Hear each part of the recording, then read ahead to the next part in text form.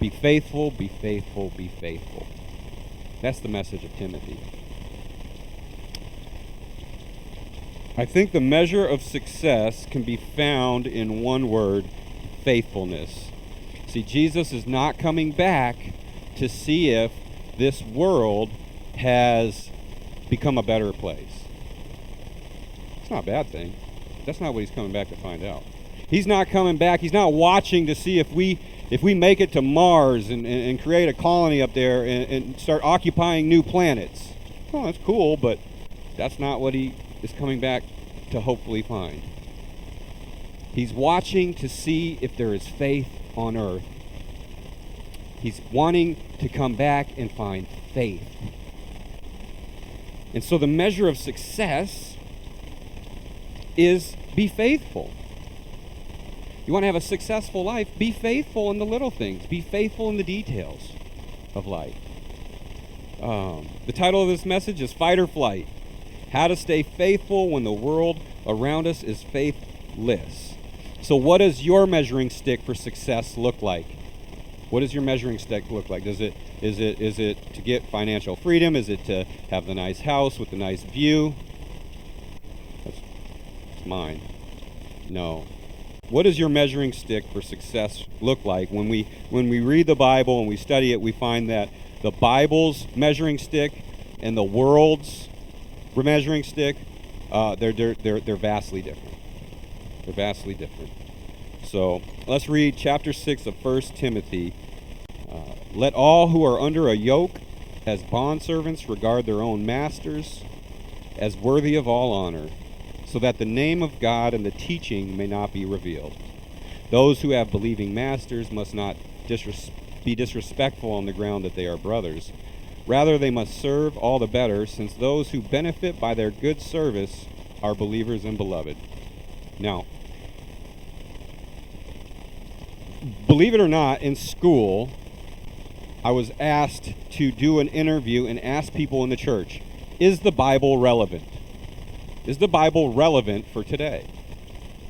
And I got no's from church people. No. And I'm like, I never would have guessed that I would get no's from church people. And I think, if I think back, it's like, I think it was because it's 2,000 years old, and a lot of the things that they're talking about are not happening today. Like, for instance, this: let all who are under a yoke as bondservants regard their own masters as worthy of honor. So, I mean, we don't, here in America especially, we don't have masters. We don't have slaves. So how is that relevant? Right? Well, the hard work of studying our Bible is digging in and finding what principles are underneath the surface. And then when we find out what principle is down there, then we can take that principle and apply it to the different areas of our lives today. So it stays relevant from generation to generation. It covers all the things that are needed for life and godliness. It doesn't teach you how to change a tire on your car, but it does teach you how to live, how to behave, how to think.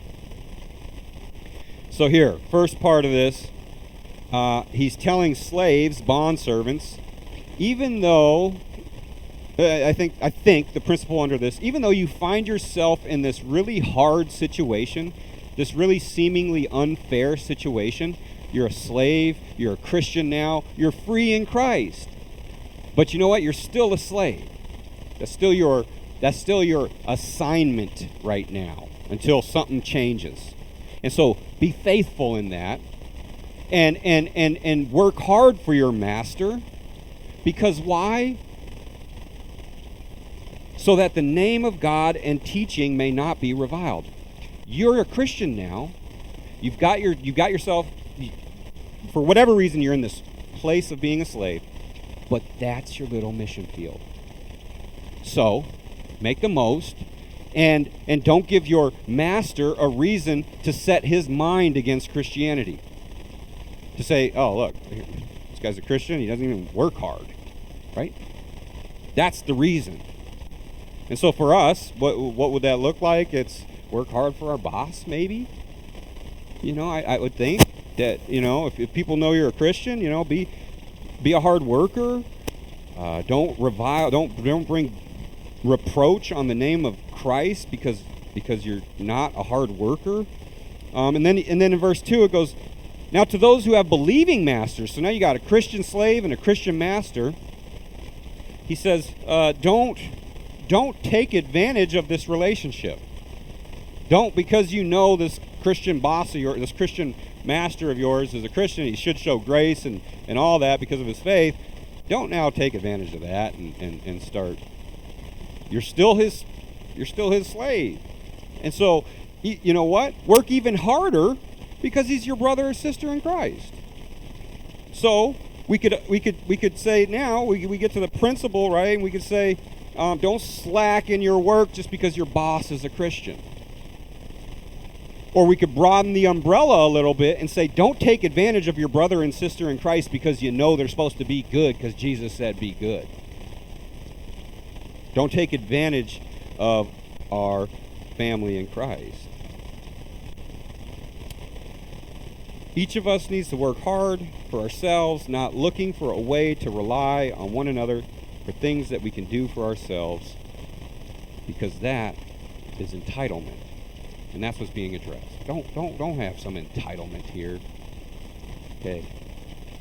You're a Christian, you're free, you have all the riches of heaven coming, but right now, work hard. Right now, be upright, show respect, be dignified.